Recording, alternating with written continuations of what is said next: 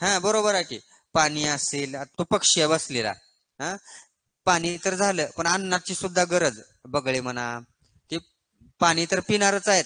परत मासे, काही वेगळे कीटक, खेकडे वगैरे ते खाणार आहेत का नाही तिथे येऊन. मग त्यांची अन्नाची गरज भागणार आहे. म्हणजे काय, एकमेकावरती अवलंबून आहेत. ती अन्न तिथली परिसंस्था आहे ती.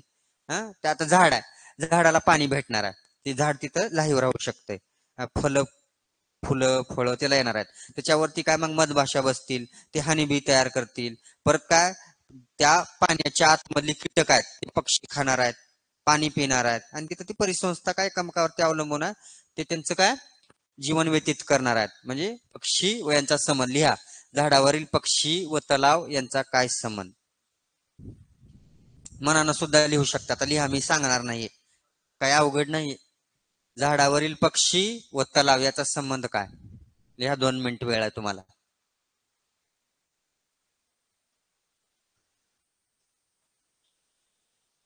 ऑनलाईनची कोण सांगतं रे? टाईप करून सांगा, जसं येईल तसं. फर्स्ट लेटर मध्ये सांगा, कॅपिटल लिपी, स्मॉल लेटर मध्ये सांगा, फर्स्ट लिपी, सेकंड लिपी मध्ये.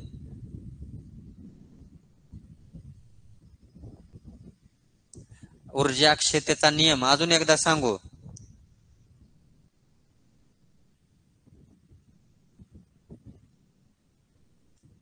ऊर्जा क्षेत्राचा नियम आहे, ऊर्जा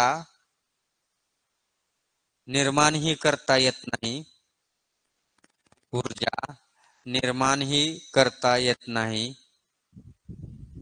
आणि नष्टही करता येत नाही. ऊर्जा निर्माणही करता येत नाही आणि नष्टही करता येत नाही.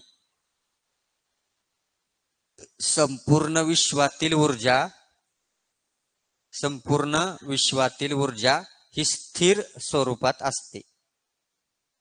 हा ऊर्जा क्षेत्राचा नियम आहे. आणि तुम्हाला लिहायचा आहे, झाडावरील पक्षी व तलाव यांचा संबंध काय. बघूया आता काय काय लिहिला.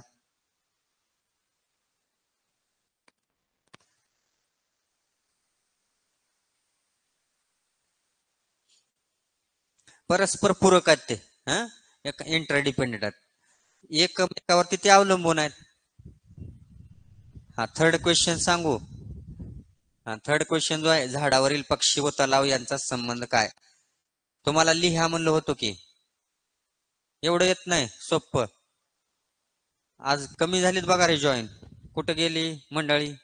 सोप्पा चॅप्टर म्हणून गेली का?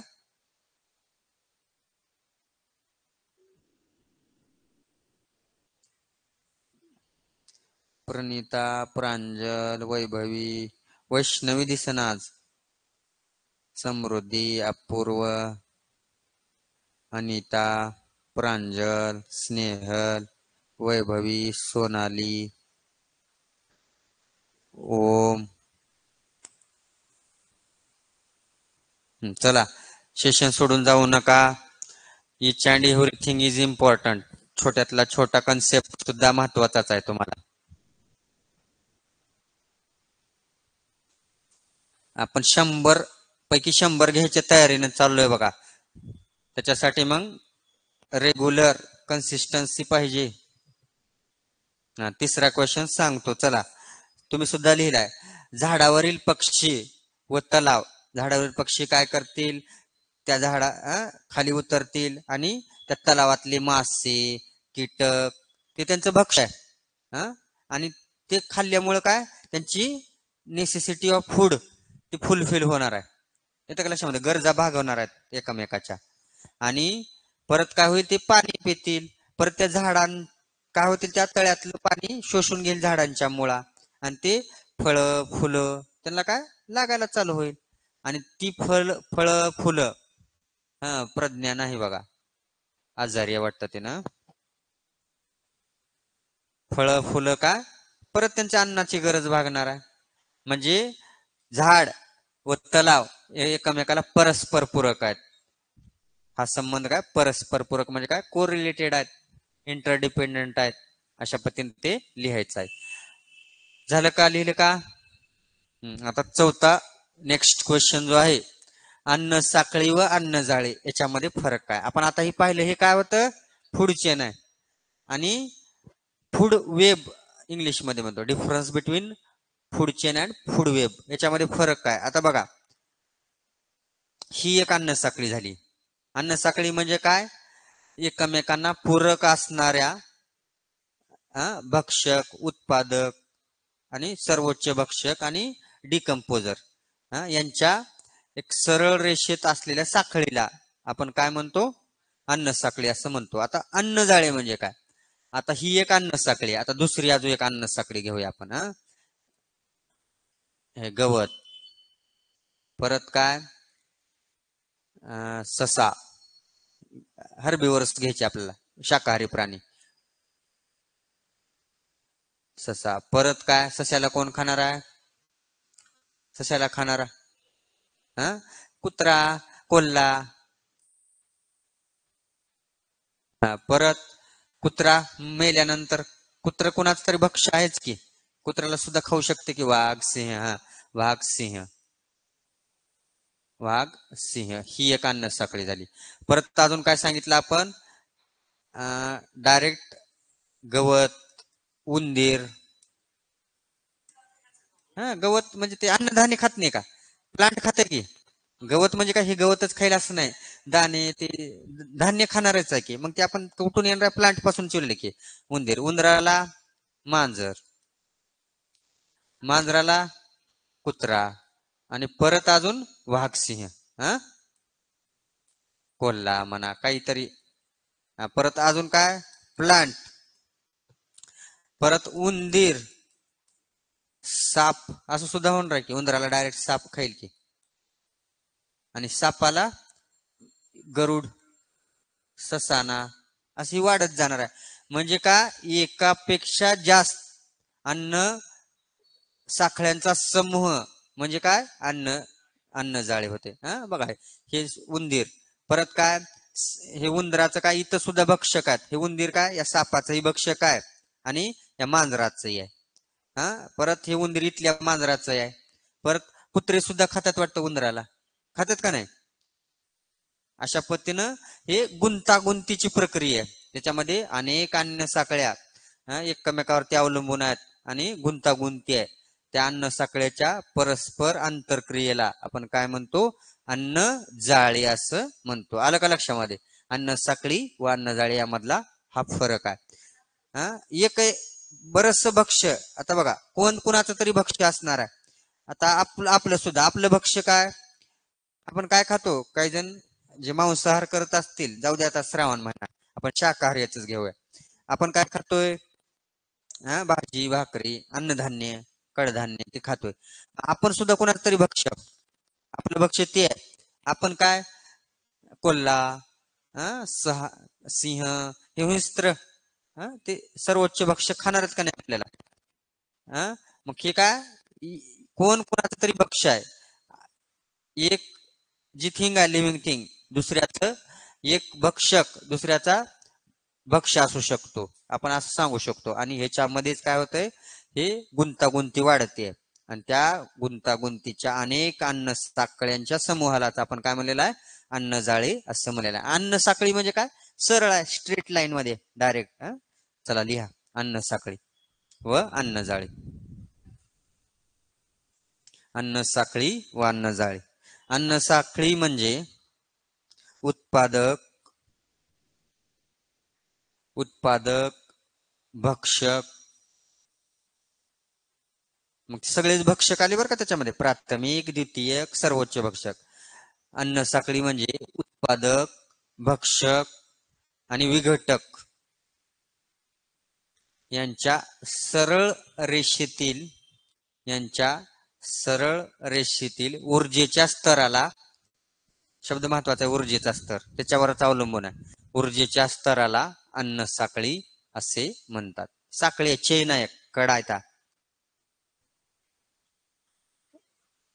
ऊर्जेच्या स्तराला अन्न साखळी असे म्हणतात. आता अन्न जाळी लिहा. असं कंपॅरिझन बी करून लिहू शकता. इकडे अन्न साखळी, इकडे अन्न जाळी, किंवा तुम्हाला जसं लिहायचे तसं लिहा. कंपॅरेटिव्हली, तुलनात्मक, difference between food web and food chain. अन्नजाळे म्हणजे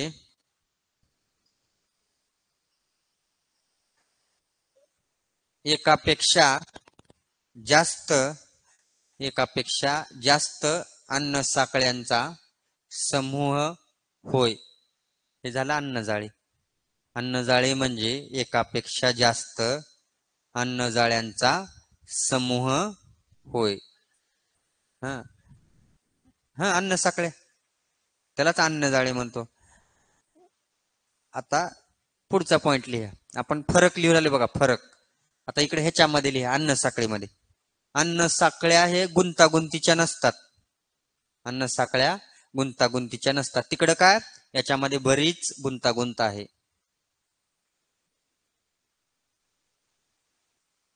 अन्न साखळ्या गुंतागुंतीच्या नसतात. कॉम्प्लिकेटेड आहेत का? नाही. आणि हे जे आहेत बरीचशी गुंतागुंत आहे. कोण कोणाचं तर भक्ष्य आहे, दुसऱ्या अन्न साखळीमध्ये कुणाचं भक्ष्य उलालंय. आलं का लक्षामध्ये? इथं प्राथमिक भक्षक असेल तिथं द्वितीयक व्हायला लागलेला आहे, तृतीयक व्हायला लागलेला आहे, गुंतागुंत आहे. अशा पद्धतीने आपण फरक लिहू शकतो. झालेले आपले 4 क्वेश्चन अतिशय महत्वाचे. आता पुढे लक्ष द्या. आता चित्रावरून सांगायचे, विचार करावा, सांगा.